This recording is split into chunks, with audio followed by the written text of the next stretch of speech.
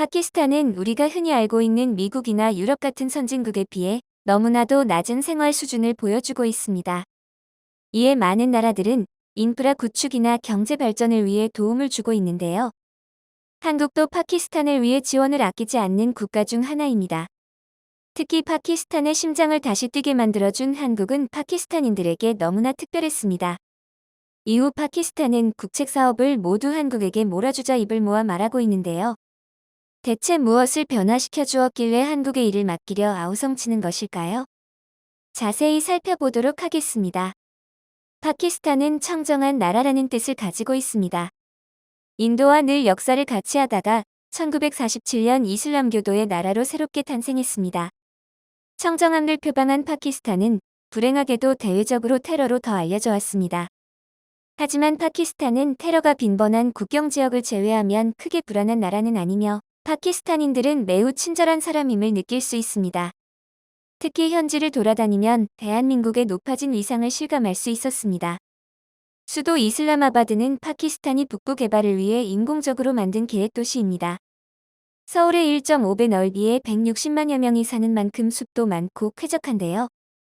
이슬람아바드에서 인도 국경과 인접한 라후르로 갈 때 왕복 6차로에 357km 도로를 이용하는데 이를 대우건설이 1997년에 완공했습니다.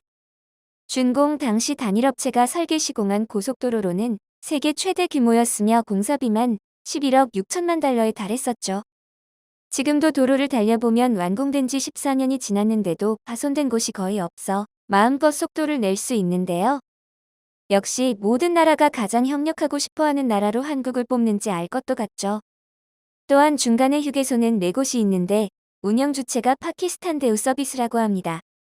한국보다 더 깔끔하게 정비된 휴게소마다 파키스탄 국기와 태극기가 나란히 개양돼 있어 한국인으로서 자부심을 느끼게 되는데요. 휴게소에서 만난 파키스탄인들은 한국인을 만나기라도 하면 얼굴에 가득 미소를 띤 채 언제나 반겨준다고 합니다.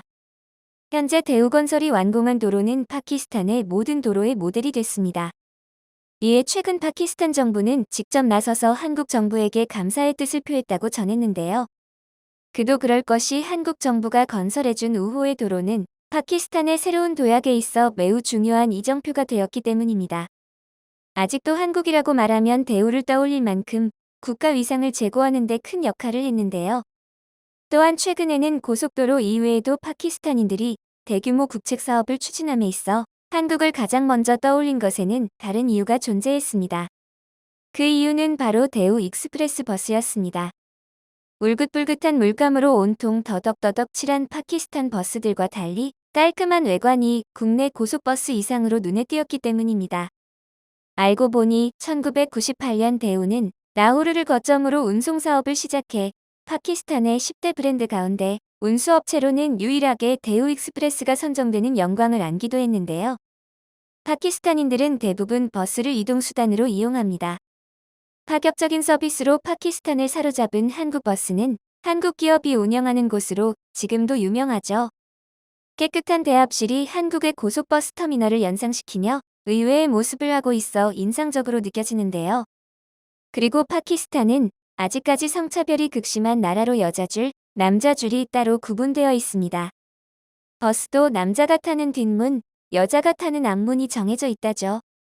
한편 우리 한국 버스는 일반 버스의 2배가 넘는 가격임에도 불구하고 항상 자리가 만석이라고 합니다.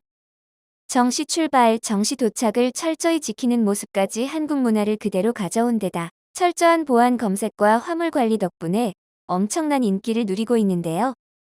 버스 출발 전에는 회사 소속 사람이 올라와 버스에 탄 사람들을 비디오 카메라로 찍어 일종의 승객 명부를 작성해 철저한 보안을 자랑합니다. 이에 한국 버스를 타려고 새벽같이 나와 표를 사는 사람까지 있다고 하는데요.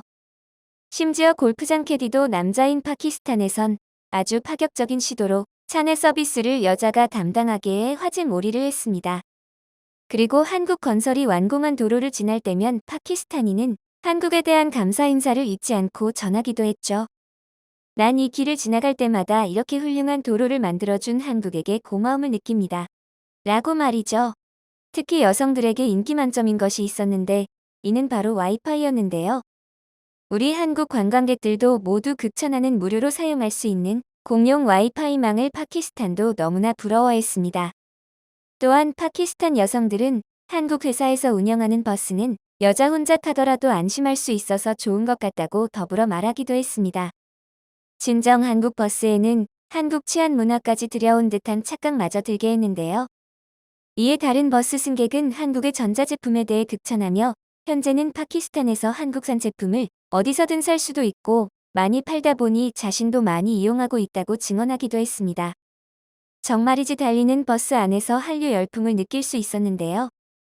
출발한 지 약 2시간 정도 지나서는 안내양이 승객들에게 도시락을 나눠주는 독특한 모습을 볼 수 있었습니다. 여기서도 한국에 대한 깔끔한 이미지를 엿볼 수 있다고 하니 괜히 흐뭇해지는데요. 2004년부터 회사를 이끌고 있는 김창일 대표의 경영 모토는 안전, 편한, 여유, 그리고 시간 엄수였습니다. 그는 어떤 업체도 흉내낼 수 없는 한국식 경영을 파키스탄 현지에 깊게 심었죠. 이에 고속버스는 초창기 20대에서 현재는 266대로 늘렸고 유일하게 전국 노선을 가진 업체로 40개 도시, 44개 노선을 운행 중에 있습니다. 탈레반이 활개를 치는 북서부 지역 등 한국인이 갈 수 없는 지역까지 버스가 들어가고 있는 건데요. 현재는 4,000명의 종업원을 거느리면서 약 500억 원의 매출을 기록 중에 있습니다. 사실 처음엔 파키스탄 버스는 손님이 모두 차야 출발할 만큼 시간관념이 없었습니다. 하지만 대우는 처음부터 정시에 출발시키는 강단을 보였습니다. 손님들의 항의가 있었지만 밀어붙였죠. 그리고 파키스탄에서 처음으로 안내양 제도를 도입했습니다. 이곳은 이슬람 문화가 강한 곳이라 여성의 사회 참여가 쉽지 않은데 안내양의 출퇴근과 숙박까지 책임지며 밀어붙인 결과 고급 서비스를 바라는 중상류층 고객들의 수요를 끌어낼 수 있었죠. 안내양들도 초등학교 교사보다 2배 이상 많은 약 1만 루피의 월급을 받으니 지망자들이 많아졌었습니다. 결코 쉽지만은 않은 일이었는데요. 또한 대우는 테러나 강도를 방지하기 위해 탑승 전에 손님 사진을 찍고 무장경비원을 탑승시키는 등 안전에도 심혈을 기울였습니다. 그리고 차체를 고급화하고 간식도 제공해 승객들의 만족감을 높였죠. 결국 한국 기업은 파키스탄에서 높은 위치에 올라가 있습니다. 파키스탄 내에서 엄청난 영향력을 발휘하며 대규모 사업을 도맡아 따내고 있는데요. 과거 파키스탄에 진출한 한국의 건설 기업들은 고속도로, 관계시설, 발전소, 댐을 비롯하여 에너지와 인프라 건설에 적극적으로 참여해 왔었습니다. 그러나 파키스탄의 재정 사정이 어려워지면서 보트 방식으로 참여하거나 국제금융기관이 지원하는 수력댐, 도로, 항만 등 인프라 건설에 참여했었죠. 하지만 1997년 11월 대우건설이 시공한 라호르 이슬라마바드 간 M2 고속도로는 한국 기업이 파키스탄 기간 산업과 인프라에 진출한 대표적인 사례로 한국 기업이 이후로 파키스탄 공사를 엄청나게 따내게 되었습니다.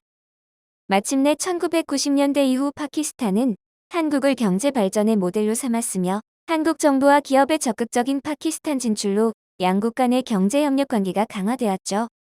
그리고 한국 기업들은 파키스탄의 고속도로 건설, 관계시설, 발전소를 비롯한 주요 프로젝트에 참여하고 전자, 섬유, 화학 부문에서 합작 투자 회사를 설립하는 등 대파키스탄 진출에 적극적인 자세를 보이는 듯 했었죠.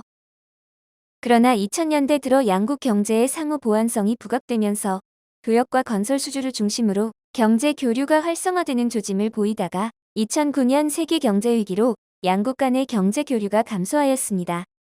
하지만 2011년 기준으로 한국 기업이 에너지 인프라 건설 외에도 화학, 식품, 철강을 비롯한 다양한 분야에 진출하면서 한국 파키스탄의 경제 협력 관계가 점차 회복되었는데요. 실제 최근 자일대우 상용차는 파키스탄에서 현지 전기버스 사업 진출에 나서며 활로를 모색하고 있죠. 중장기적인 수요 부진과 코로나19 확산에 따른 경영난으로 어려움을 겪고 있는 중국 상황과 대조적인 모습을 보였습니다.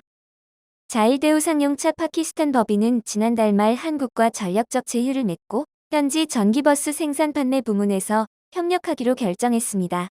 파키스탄 현지 언론인 더 네이션도 이 같은 사실을 보도했는데요. 중국 스카이웰은 이를 위해 5천만 달러를 현지에 투자한다는 계획도 세워놓았지만 대우에 밀려 와르르 무너지고 말았죠. 자일대우 상용차 입장에서는 간접적으로나마 투자 유치와 사업 확대를 꾀할 기회가 마련된 셈입니다. 한국은 전 세계인들이 주목하는 경제 강국, 문화 강국으로 입지를 굳혀가고 있습니다. 그 과정에서 제2, 제3의 대한민국이 되고 싶어하는 나라들에게 대한민국은 큰 희망이 되고 있는데요. 앞으로도 한국의 선한 영향력이 세계 곳곳 더 많은 나라들에게 전해지길 바랄 뿐입니다. 영상을 끝까지 시청해주셔서 감사합니다. 구독과 좋아요는 영상 제작에 큰 힘이 됩니다.